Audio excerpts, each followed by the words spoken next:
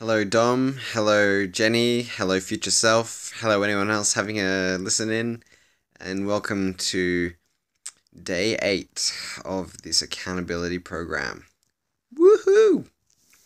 We're already 7 weeks, 7 days in. It's crazy. So, we read an hour of Legacy. It's a bit of a thick book, so in terms of like just so much to go through that it takes time to really process it, but it's really good. I went through the chapter. I think it's called Wahoo, and the idea is the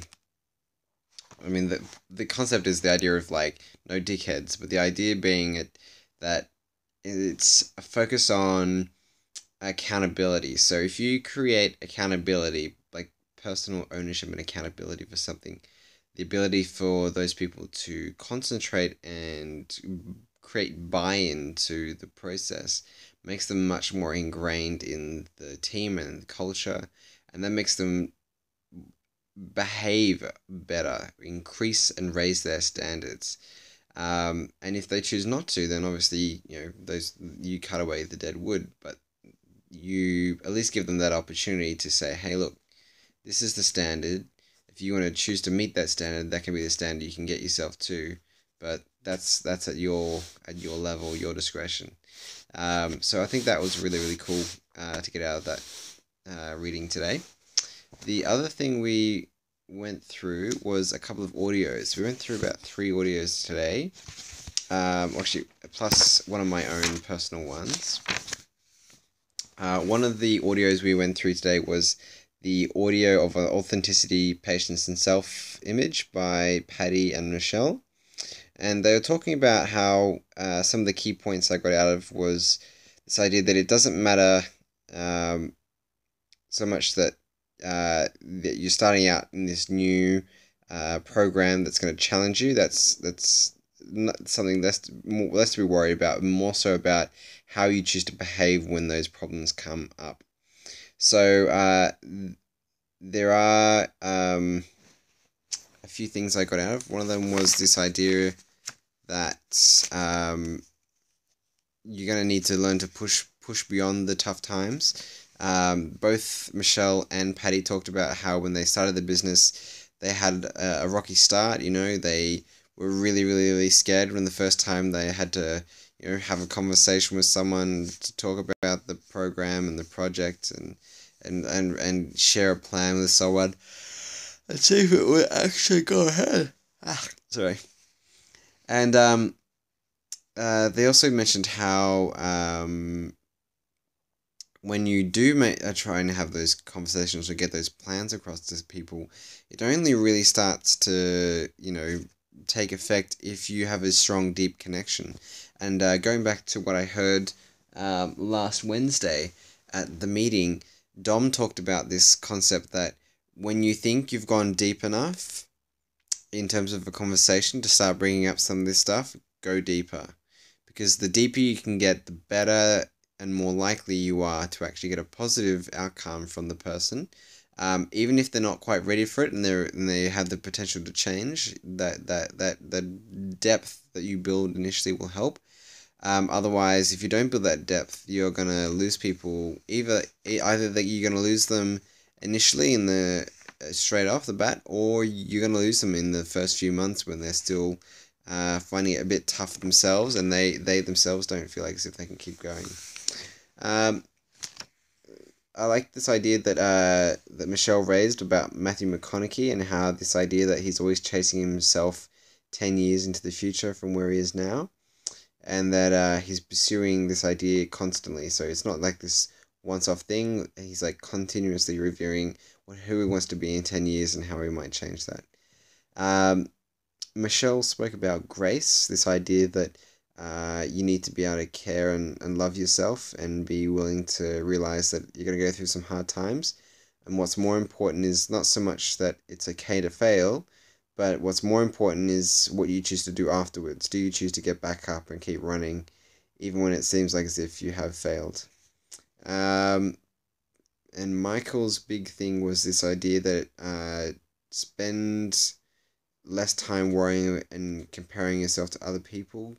Don't be so afraid about what others people think about you, because at the end of the day, that's not your business, and you have no control over that. And at the end of the day, and follow on from that, you know, anyone who worries about things they can't control about are just essentially creating fear for no reason. Realistically, they're worrying for no reason. Um, they both mentioned the importance of spending time with high quality people, and arguably that would be one of the greatest things that defines their success is yeah, their ability to connect with those sorts of people who really make life that much more exciting, make them feel bolder and braver, and really kick them into overdrive. Now, the last thing I wanted to talk about was the story that I listened to today by Peter Diamandis, and it was this idea of the aluminum story. And if you don't know what it is, about in the 18th century, in 18th, 19th century, when Napoleon the Third, so that's two Napoleons after the original, after he, around his period of time, aluminum was very rare. It was super, super rare. So rare that when the king, the Prince of France, invited over imperial states from other countries, whilst he himself might be using a gold piece of cutlery, the aluminum cutlery was especially saved for the guest, and it was quite a rare thing. But thanks to technology, it was made readily available. And basically, what they did is they put some electrical current through bauxite. The aluminium literally just seeps straight out. And so now we have aluminum so much that we can literally just throw it away. We can wrap it up in our food, and then we can, once we're done, throw it in the bin. And we're like, hey, that's okay, no worries, without realizing that at some point in history that was worth more than gold. And you just like imagine if you're just wrapping up gold and throwing that away. And he mentioned this idea that technology is going to continue to do that. So there's a diamond company in the US that's making genuine diamonds that are, whatever carat size you want, whatever flawness you want, or flawless or flawness. And yeah, so diamonds, which are considered to be super rare in the world, won't be so rare in the future. In fact, they'll become quite cheap as well. And he mentioned, Peter Diamandis, this idea that the greatest gifts and changes you can make to humanity are those where there is a scarce resource that you can make abundant. When you can take something that we don't have much access to and you can make it readily available. That's where a lot of greatness comes from. If you think about mobile phones, when they first came out, they were giant bricks and only the richest people could speak to some of the random rarest of other richest people. But nowadays, every human being on the planet has almost a smartphone, which gives them unlimited connection and technology to make recordings like this. Listen to Team Mac audios and basically learn. They literally have the entire world and an entire schooling at their fingertips. So I just wanted to lay those out today, and thanks very much. Keep it real, keep it fancy, and today was the first day of the launch, so we're looking forward to seeing where we go from here. Alright, peace out, see you tomorrow.